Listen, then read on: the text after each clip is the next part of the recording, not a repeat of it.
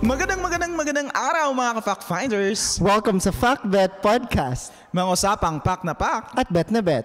At isa na naman pong episode ng balitaktakang hitik sa sustansya ng impormasyon at kaalaman. Ito ang FactBet. Ayun, magandang araw sa'yo, Amiel. Magandang araw din sa'yo. Nice. It's so nice to see you today. It's nice to see you today. By the way, mga ka-fact finders, ngayon ay pag-uusapan natin, ano nga ba ang journalism? Ito ba ay may magandang impluwensya sa ating mga kababayan? O ito ba ay isang plataforma ng pamahalaan para kontrolin ang kaisipan ng mamamayan?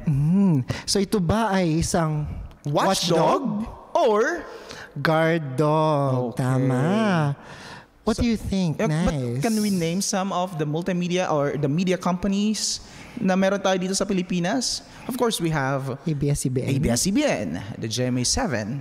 Yeah, meron pa tayong may PTV, diba? That's controlled by the government ba? It's controlled by the government, and of course, we have TV5. Yes. Sa mga stasyon na to, saan na ba napuntahan mo?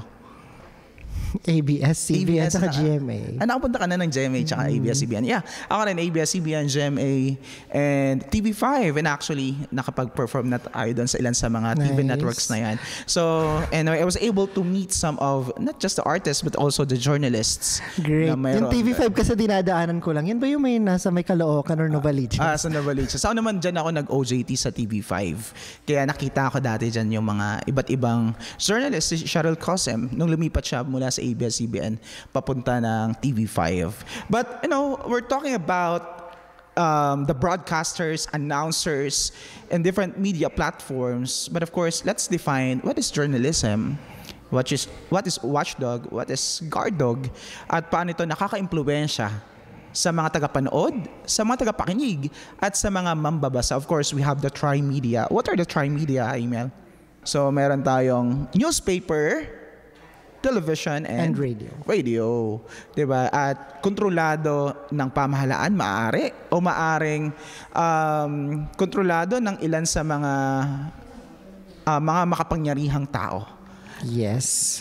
Especially siguro during those days ng martial law in the Philippines, talagang kontrolado lahat ng media agencies. Meron ngang tendency nun for news blackout. So parang yung mass media, yung media agencies, they cannot really function or do their role because of pressure coming from the government, pressure from different companies. And fear for their lives. Kasi I was studying the Philippine media history during the martial law time. Ito yung panahon na kailangan i-filter ng ahensya ng gobyerno ang lahat ng ipapalabas, lahat ng i-ere sa radyo, at lahat ng ilalathala sa newspaper. Pero ba't kailangan i-filter? Di ba ano ba yung function ng media? Siyempre, ang function ng media is to share information, walang bias. Sabi nga sa isang estasyon, walang kinikilingan at walang pinoprotektahan. Serbisyong totoo lamang. Dahil hindi natutulog ang balita, nakatuto kami. Oops, that's another one we're not. Nakatuto kami? FactBet. FactBet talaga dapat. Okay. Yeah, tulad ng ilang media outlet na nagpapahayag, nagpapalabas ng balita. Alam naman natin na ang media ay isang sandigan ng mamamayan para kumuha ng impormasyon na mahalaga. At katotohanan. At napakahirap kasing baliin ng katotohanan at i-control ng media at ipakalap sa mga mamayan. At alam mo yung mga Pilipino at ibang taong nakikinig, nagbabasa at nanonood ay mabilis maniwala. Di ba? Gullible. Kasi mabilis maniwala ang mga tao ngayon sa mga haka-haka at maling balita. So minsan kailangan talaga natin alamin at maging kritikal sa ating napakikinggan at napapanood. But we're talking about paano napoprotektahan ng journalism at ng mga journalists ang mamamayan. At sila ba ay kakampi ng pamahalaan o kalaban ng pamahalaan? Okay, so dito na pumapasok yung pagiging watchdog ng mga journalist. Pag watchdog kasi, ano ba yung ginagawa ng watchdog? They watch out, they protect the majority in a democracy para maiwasan natin yung tyranny or yung control or abuse of power ng mga few powerful entities in our country. In short, the government. Yes, government or mga or other powerful institutions. And powerful individuals. Ngayon may problema tayo dito. Yeah. Kasi nga, di ba, earlier na-mention na nga natin na there was a time in Philippine history na na-filter, tapos meron ng news blackout, natigil. So, bakit nangyari yun kung necessary yung role ni media to expose, to watch out for, alam mo yun, mga inconsistencies sa ating bansa, di ba? Yes, that's right. As mentioning as a definition talaga ng watchdog journalists often keep a careful eye on the abuse of power. So this makes them people of particular importance within societies with authoritarian governments. Yeah. And watchdog journalists often deal with corruption and other dangerous activities and face many worries and challenges. Nakakatakot din naman kasi talaga maging journalists. Diba? You're putting your life at risk din in every expose, in every article, in every show, in every podcast. Pinangarap mo talaga simula nung bata ka na maging isang journalist. At least maging bahagi ng media katulad nito. Yeah, I really wanted to work sa radio as a radio DJ. Like radio DJ. Now, parang unti-unting natutupad yung mga pangarap mo. Ito na yan. Ito na yan. So, mukhang nanganganib ba ang ating buhay dito? Di naman. Hindi pa naman. Wala pa kasi tayong kinakalaban. Oops. Wala pa kasi tayong kinakalaban. Is it kinakalaban or ini-expose na katiwalian? Hindi tayo lumalaban sa tao, pero ating nilalabanan ang maling impormasyon at katiwalaan na maaring ibigay hindi lamang ng pamahalaan, kundi ng mga makapangyarihang tao. Paano ngayon? Usong-uso yung fake news. Ayun. Diyan tayo papasok sa mundo ng social media. Hindi mo makokontrol ang maling balita, lalong-lalo na maraming Pilipino ang madalis maniwala sa mga maling impormasyon, katulad na nabanggit natin kanina. So it's really hard. That's why we need to educate. Kailangan natin expose ang mga gumagamit, alam mo yun, turuan, lalong-lalo na yung mga magulang natin. Sabi nga, may mga nagsasabi, kailangan daw hiwalay yung social media ng mga nakakatanda dahil mabilis agad silang maniwala. Di katulad ng mga nasa nag-aaral, di ba? They have now the teachers teaching the 21st century learning skills, and that's include critical thinking and creative thinking, critical thinking.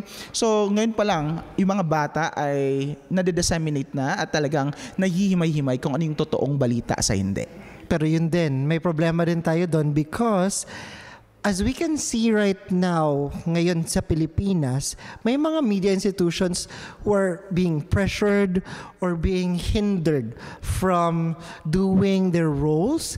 Okay, diretsahan na for the sake of this podcast and for information purposes, ABS-CBN, nawala yung license nila. And then yung Rappler. Yes, Rappler. Okay, yung Rappler naman. Nakulong pa si Maria Ressa, di ba? But she's acquitted right now. Yeah, so, ano pa talaga yun? Is it just putting pressure dun sa media personnel or dun sa media agency? And if these media agencies are doing their best to do their role as a watchdog, bakit sila nape-pressure in this way, nadedemanda sila, nawawalan sila ng lisensya? And bakit may mga media agencies na okay lang? Dito papasok yung guard dog Yung guard dog kasi parang in favor sila with kung ano lang yung institution na nag-feed sa kanila. I don't think they're favor, pero more on sa side sila ng pagiging play safe. Hirap mawala ng ere at mahirap mawala ng prangkisa, di ba? So, minsan masasabi natin, nasa opinion pa rin ng mga viewers and listeners kung bias nga ba talaga ang media na kanilang pinakikinggan. Pero as mentioned, di ba, ano nga bang kahalagaan nito sa demokrasya ng isang bansa? Yeah. Actually, it's mahalaga because sabi nga dati, meron doon, watching yung role talaga ng watchdog journalism, it's watching over the powerful few in society on behalf of the many to guard against tyranny. 9 out of 10 journalists believe that the press keeps political leaders from doing things they shouldn't do. Ito base kay Kovac and Rosentel 143 something. Okay? So, bago tayo magtapos, of course, diba? Dahil sa mga kaganapan and current trends nga ngayon, tingnan mo yung coverage ng Confidential Fund. Oh, diba? Minsan maraming yung media ngayon nagiging matapang na rin. Minsan yung mga ayoko magbanggit ang ilan sa mga news media outlets sa social media, pero minsan na rin, nakikipagbardagulan na rin, lalong-lalo na alam siguro nila dahil yung kapakanan at yung kapakanan ng mas nakararami. Again, sabi nga ng isang ating nasa pinuno ng bansa na sino man ang kumukontra sa confidential fund ay kumukontra sa kapayapaan, at kung sino kumukontra sa kapayapaan ay kalaban ng bayan. Nakakatakot, no? Kalaban agad kung nagtanong ka lang kung saan napunta. Nakakatakot, no? Bilang isang media personnel, kung sakali man gusto mong expose, gusto mong ilantad ang katiwalaan sa gobyerno, at ikaw ay marered tag bilang kalaban ng pamahalaan at kalaban ng bayan, gugustuhin po bang maging media na baka anytime bigla ka na lang bumulagta dyan? So ako, as a takeaway naman for this podcast episode, I think yung journalists, mga dito sa mass media nga, ang role nila is more of to show the transparency ng government agencies, powerful institutions, so that walang nadedehado, walang natatapakang tao. Yes, so, I agree.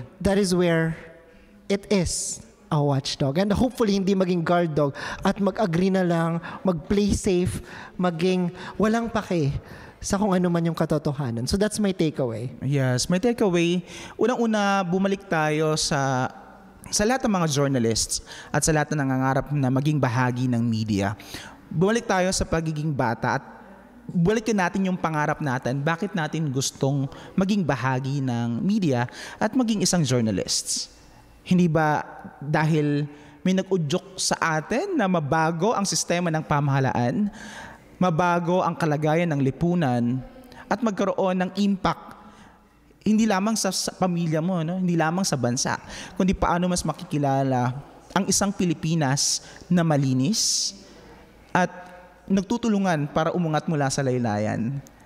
Diba? So, sa lahat ng nangangarap na maging media, mga ka-fact finders, kung nangangarap ka man maging bahagi ng media o maging journalists, sana itatak sa puso't isip mo, ano nga ba ang pinakalayunin, bakit gusto mong maging kabahagi? Watchdog. Diba?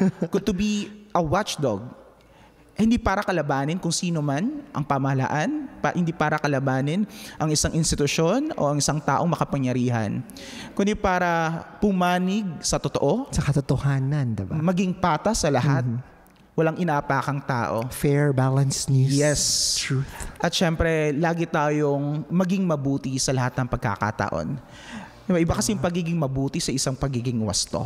Tama. So, gawin nating mabuti ang lahat ng ating binabalita at nakapanig lagi sa totoo. Yes. Kaya natin to, let's hold the line. Yes. Diba? Kaya naman mga ka-fact finders, maraming salamat sa pagtutok sa amin. At dyan na nagtatapos ang isang episode ng Umaatikabong Talakayan.